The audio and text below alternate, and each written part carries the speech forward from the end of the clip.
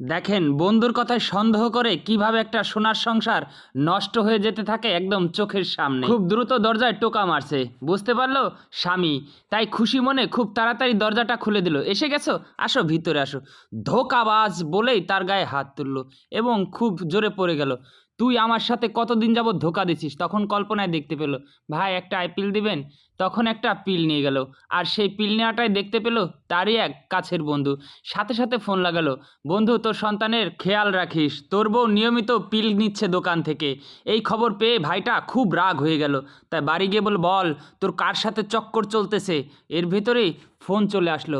বলল, এই তোর বয়ফ্রেন্ডের কল তাই না, দাঁড়া রিসিভ করি। তখনই ওপাশ থেকে একটা মেয়ের কণ্ঠ, বান্ধবী তুই আমাকে আইপিএল এনে দিয়ে যে কতটা উপকার করেছিস তা তোকে ভাষায় বোঝাতে পারবো না। তখন এই স্বামীটি ভুল বুঝতে পারলো এবং তার কাছে ক্ষমা চাইলো। আর স্ত্রীও ভালোবেসে তাকে ক্ষমা করে দিল। নিজের চোখে না দেখে না জেনে কখনোই ভুল সিদ্ধান্ত নেওয়া উচিত না।